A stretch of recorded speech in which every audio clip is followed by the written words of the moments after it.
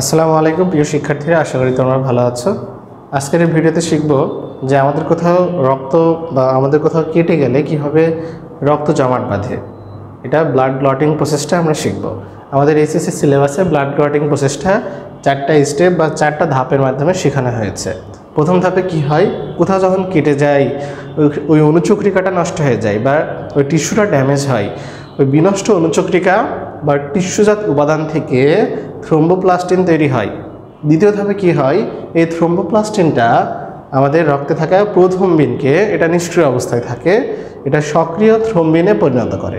ঠিক আছে, এই থ্রম্বিনটা কি করে, ফাইব্রিনোজেনকে, 3 নম্বর ধাপে কি হয়, ফাইব্রিনোজেনকে থ্রম্বিনটা ফাইব্রিন মনোমারে পরিণত করে। ঠিক আছে, পরবর্তীতে অনেকগুলো ফাইব্রিন মনোমার একটা দড়ির মতো অনেকগুলো ফাইব্রিন মনোমার যোগ হয়ে ফাইব্রিন জালক তৈরি করে। ফাইব্রিন জালকগুলো আবার পরস্পর সংযোজিত হয়ে ফাইব্রিন পলিমার তৈরি করে। এই ফাইব্রিন জালকের মধ্যেই রক্তকণিকাগুলো আটকা পড়ে। ঠিক আছে, ফাইনালি আমাদের রক্তপাত বন্ধ হয় এবং রক্ত জমাট বেঁধে যায়। এই প্রসেসটাই চলো আমরা একটা ভিডিওর মাধ্যমে সুন্দর করে দেখে আসি, তাহলে প্রসেসটা আরও সুন্দর হবে। তো দেখতে পাচ্ছি এখানে দেখো যে আর্টারি কেটে গেছে, ব্লাড ভেসেল, এটা কেটে যাওয়ার ফলে রক্তপাত হচ্ছে। ঠিক আছে, তো এই ড্যামেজ এরিয়াতে যত অনুচক্রিকা আছে, এই অনুচক্রিকাগুলো অ্যাক্টিভেটেড হয়ে যাবে। অ্যাক্টিভেট হয়ে গিয়ে এই যে বিনষ্ট অনুচক্রিকা, এখান থেকে আমার তৈরি হবে থ্রোম্বোপ্লাস্টিন। সবুজ কালার যেটা দেখতে পাচ্ছ, এটা হচ্ছে থ্রোম্বোপ্লাস্টিন। থ্রোম্বোপ্লাস্টিন ক্যালসিয়াম আয়নের সহায়তায় এই যে প্রোথ্রম্বিনকে সক্রিয় থ্রম্বিনে পরিণত করবে। অ্যাক্টিভেটেড হয়ে গেল।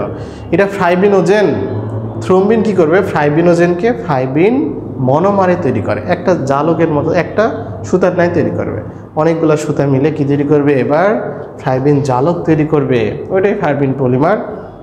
পরবর্তীতে ফাইব্রিন জালকের মধ্যে রক্তকণিকাগুলো যাওয়ার সময় রক্তকণিকাগুলো আটকে পড়ে যায়।